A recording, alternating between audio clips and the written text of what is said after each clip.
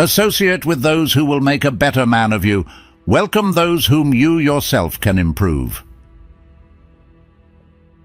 As we move through life, we meet all kinds of people. Some of them lift us up, inspire us, make us better, and help us see the world in ways we couldn't on our own. But then there are others, people who pull us down, drain us, and divert us from our path. In Stoicism, one of the greatest strengths is understanding when it's time to let certain people go, when it's time to walk away, quietly, with purpose and dignity, all in the name of peace. Letting people go doesn't have to be dramatic, loud, or angry. A wise person, guided by the Stoic principles of self-respect, strength, and tranquility, knows that sometimes the most powerful response is a silent one. The Stoics believed that peace isn't a luxury, it's a necessity. Marcus Aurelius wrote about the power of guarding our inner world, of not allowing negativity, disrespect, or exploitation to take root within us. He taught that we should hold firm, standing by our own principles and boundaries, regardless of others' reactions. Today, we're going to talk about 3 types of people a Stoic might choose to distance from, silently and calmly, for the sake of their own peace, purpose, and growth. Whether you're looking for peace in your relationships, strength in your boundaries, or a life guided by purpose rather than other people's expectations, you're in the right place. Let's explore the Stoic approach to creating space for what truly matters and let go of what doesn't. Stick around, because by the end, you'll have a clear understanding of the silent strength that comes from choosing your peace. Let's get started. Recognizing who drains and who lifts. Peace isn't just a quiet moment. It's a steady state we cultivate through careful choices about who and what we let into our lives. For the Stoics, peace was foundational to a well-lived life. Marcus Aurelius emphasized protecting our inner world, building an inner fortress against disruptions. In our fast-paced world, defending that inner calm is a challenge. Often, it's not the big crises that drain us, but rather subtle daily interactions with people who subtly pull us off track. Epictetus, who endured much hardship, knew peace wasn't about controlling external events, but choosing how close we allow people or situations to get. For the Stoics, cultivating peace was our personal responsibility, even if it meant making difficult decisions about the people around us. Why do we let our peace slip away so easily? We often feel obliged to be available to everyone, fearing conflict or disappointment. But Stoicism teaches that this isn't sustainable and doesn't honor our own journey. Allowing just anyone into our inner world shows a lack of self-respect, and for Stoics, protecting peace is a form of self-respect. Seneca cautioned that others' negativity or drama could infiltrate our minds, disrupting our calm and steering us away from what truly matters. The Stoic approach to peace doesn't mean isolating ourselves. It's about being intentional, asking if a relationship or commitment supports our purpose. If not, it's wise to step back, not out of anger, but out of clarity. Peace is about aligning life with our values and releasing what distracts us from them. Imagine treating your mind as a sacred space that deserves to be filled with clarity and purpose. Just as we care for our physical health, we should avoid filling our minds with others' chaos. Marcus Aurelius would remind us to examine each interaction and decide if it brings calm or disrupts it. This isn't selfish, it's about preserving our energy to live authentically. Setting boundaries is crucial to maintaining inner peace. The Stoics viewed boundaries not as barriers out of resentment, but as respectful limits that say, "This is where I end and you begin." Epictetus advised never to compromise our inner calm for others. Saying no or stepping back is not about rejection, but about keeping the space necessary for personal growth. When we set boundaries, we are affirming our values. Some may misinterpret these actions as cold, but Stoics like Marcus Aurelius knew that we're only responsible for our actions, not others' reactions. True peace comes from acting in line with our values, regardless of others' interpretations. A vital aspect of Stoic peace is letting go of the need to justify ourselves. When we choose peace, we often feel compelled to explain or defend our choices, but Stoicism teaches that self-approval is enough. Seneca encouraged avoiding over-communicating our virtues, reminding us that our boundaries need no validation from others. Knowing a choice supports our peace is reason enough. By embracing this path, we allow space for relationships and activities that truly nourish us, freeing our energy from managing drama or explaining ourselves. Instead, we focus on people who respect our values and on pursuits that align with our purpose. This is where genuine peace thrives, surrounded by connections and activities that reflect who we truly are. Let's delve into 3 types of people. It may be wise to distance yourself from quietly and with composure. Number 1. The perpetual negative thinker. The perpetual negative thinker is someone who consistently sees the worst in everything, casting shadows over joy, excitement, and optimism. While we all have off days, their constant negativity can become contagious, affecting even the strongest minds. Epictetus highlighted that we become what we give our attention to, underscoring the Stoic belief in guarding our inner environment. When we expose ourselves to negativity too often, it can lead us to doubt our own path, eroding our confidence and resilience. Stoicism emphasizes that peace and clarity come from maintaining a healthy mental space, free from unnecessary negativity. Though some might argue that negative thinkers are simply realistic, Stoicism makes a clear distinction between realism and pessimism. Realism involves seeing things objectively, without fear or exaggeration. Pessimism, however, expects the worst without evidence, creating self-imposed obstacles. Marcus Aurelius noted, "Reject your sense of injury, and the injury itself disappears," pointing out that focusing on negativity invites unnecessary suffering. Perpetual negative thinkers distort our perception of what's possible, making even simple goals feel insurmountable. Over time, negativity plants seeds of doubt that can grow into insecurities and fears, hindering personal growth. Seneca advised associating with those who inspire and uplift, as negative thinkers create an environment of limitation and fear. However, distancing oneself from negativity doesn't mean a lack of compassion. Stoicism teaches the importance of boundaries, allowing us to protect our peace without resenting others. Epictetus reminds us that we are only responsible for our own thoughts and actions, not for changing someone else's mindset. By limiting our exposure to negativity, we respect our well-being, ensuring that our goals are unburdened by others' fears. Imagine the mind as a clear pond, calm and reflective. Each time a negative thinker shares doubts or complaints, it's like tossing a stone into the pond, creating ripples that disturb the peace. One stone might be manageable, but constant disruptions prevent the pond from settling. To protect our inner peace, Stoicism advocates practical measures like setting boundaries and choosing not to share dreams with those who consistently doubt. It's not about rejecting others, but about preserving a space where purpose and joy can flourish without interference. In distancing from negativity, we often find our outlook lightens, becoming more open and hopeful. Stoicism doesn't ignore challenges, but encourages focusing on what we can control and cultivating what is good and meaningful.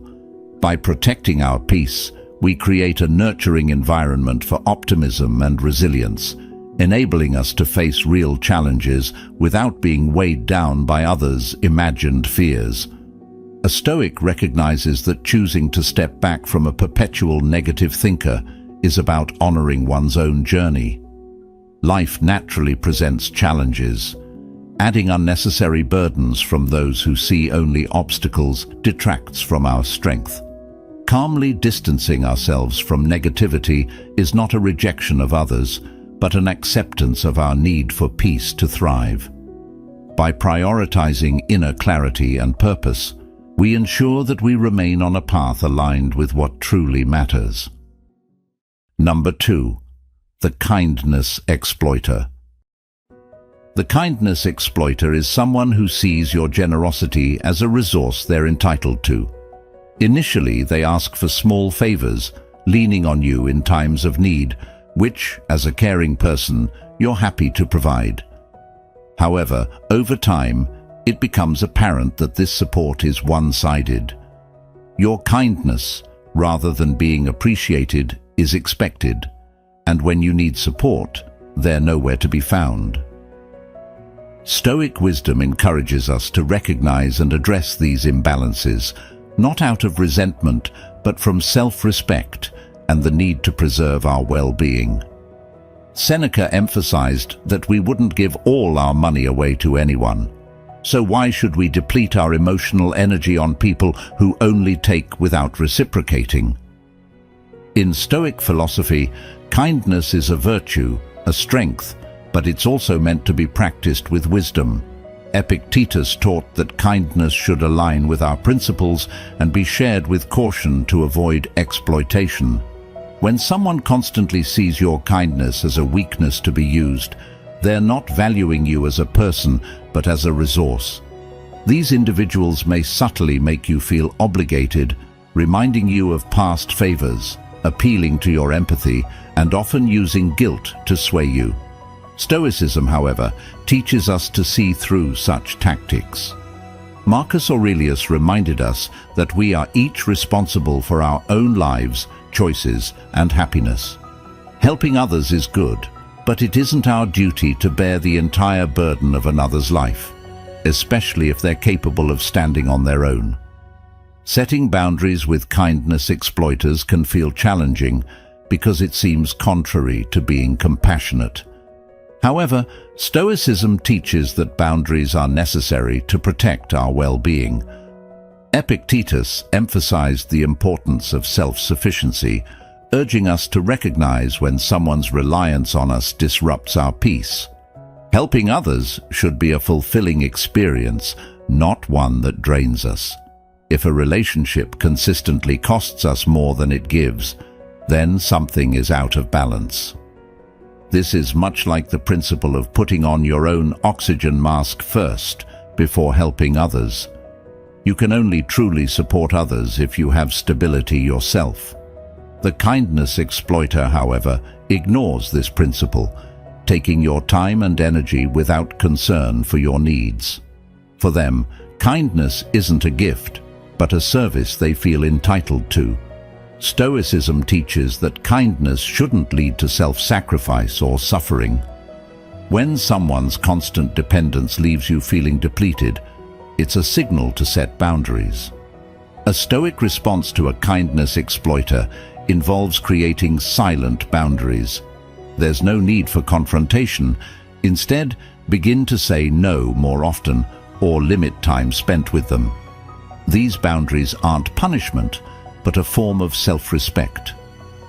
Seneca advised nurturing relationships that contribute to our growth. When someone only takes, they don't foster growth, but instead stifle it.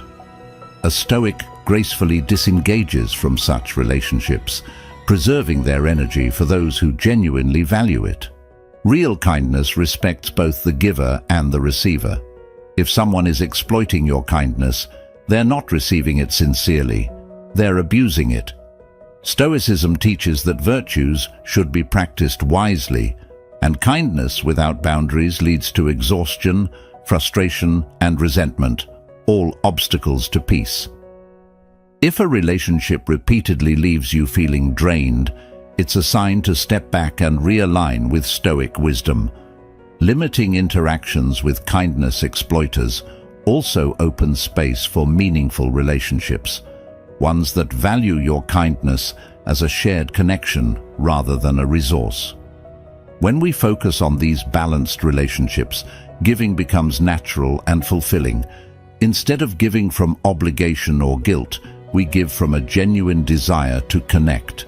This shift, in turn, nurtures our own sense of peace and well-being, aligning with the Stoic goal of living in harmony. In setting boundaries, we're not just protecting our energy, but affirming our worth. We're saying, I deserve relationships that respect my kindness, not ones that exploit it. This quiet strength, this calm boundary setting, is an embodiment of Stoic philosophy, treating kindness as a gift, one that respects both ourselves and those we truly want to support. Number 3. The disrespectful. The disrespectful person, whether subtly or overtly, disregards your boundaries, values, or worth. They might make snide remarks, dismiss your ideas, or ignore your boundaries, reflecting a lack of respect. Stoic philosophy values respect as essential to meaningful relationships.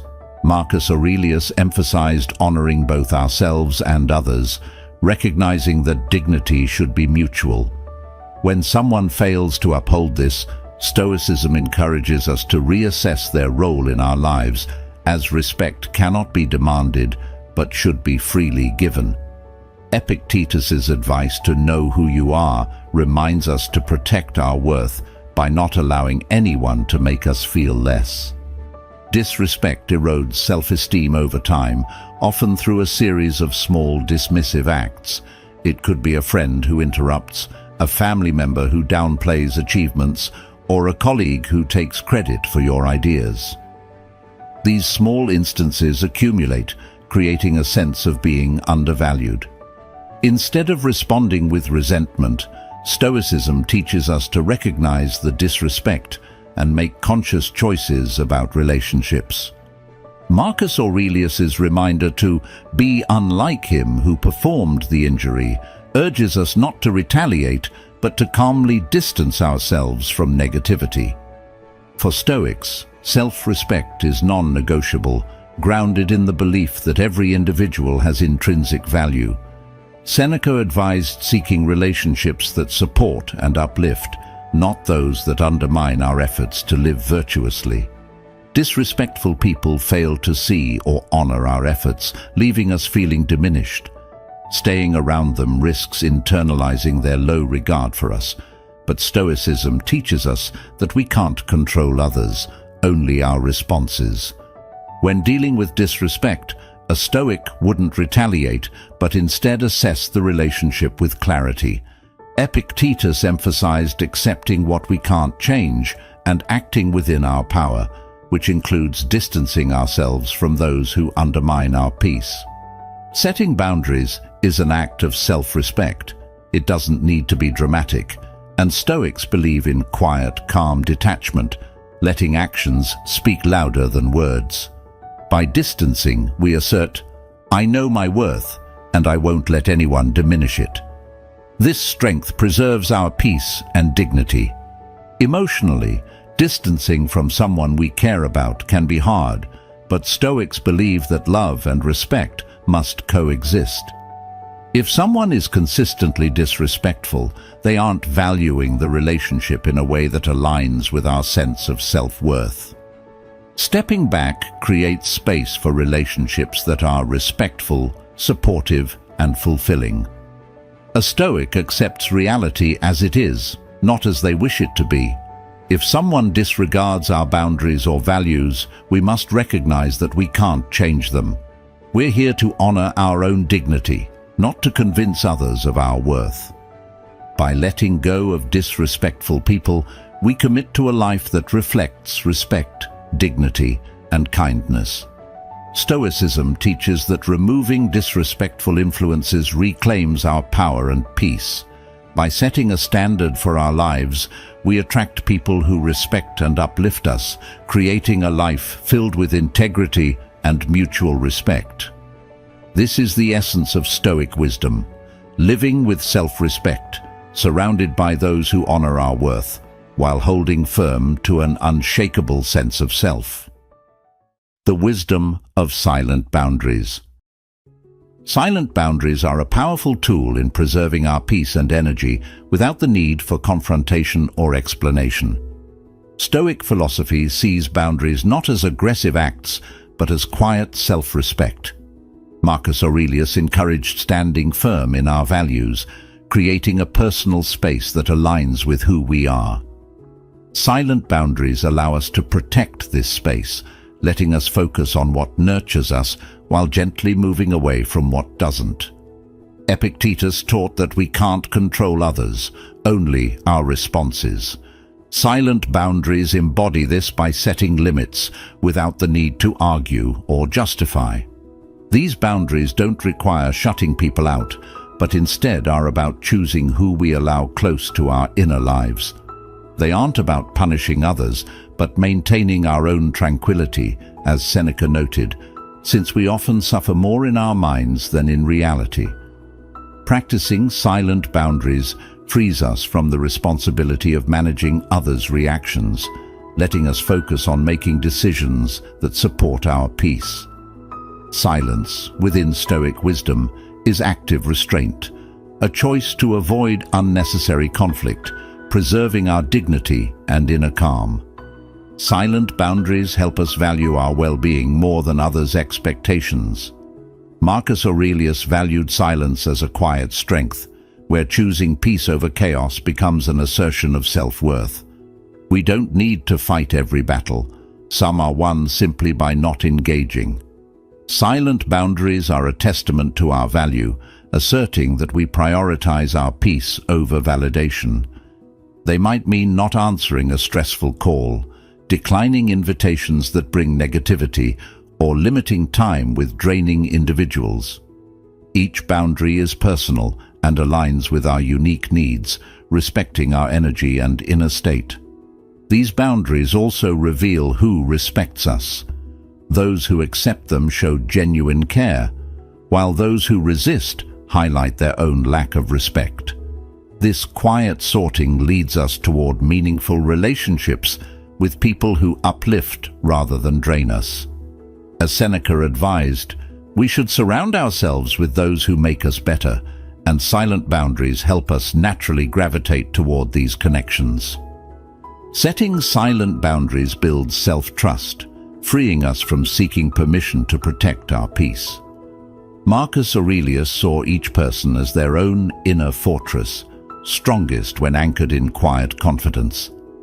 Silent boundaries become a way of affirming self-respect, showing we care about our well-being, even if it's misunderstood by others. This sense of freedom allows us to act without needing external approval, a key to living according to our values. Practicing silent boundaries makes us more attuned to respecting others' boundaries too. Stoicism isn't just about space for ourselves, but also about valuing others' needs for peace. We learn to let go, granting freedom for others to live as they choose, fostering healthier relationships grounded in mutual respect. By setting silent boundaries, we redirect our energy from managing others' expectations to pursuing our goals and growth. Without the burden of explaining ourselves, we reclaim mental and emotional energy, freeing us to focus on our purpose, virtues, and self-understanding. In this way, silent boundaries become more than a relational tool. They reflect a commitment to living with clarity, intention, and self-respect. And remember this: true strength isn't always loud. Sometimes it's in the quiet decisions, the silent boundaries, and the calm steps we take to protect our peace. By valuing your own journey, you're honoring the wisdom of the Stoics, choosing a life of purpose, clarity, and unshakable self-respect.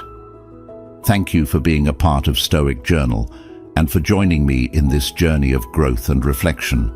Be sure to check out one of the suggested videos on the screen for more insights to deepen your path. Until next time, stay grounded, stay resilient, and take care of the peace you've worked so hard to build.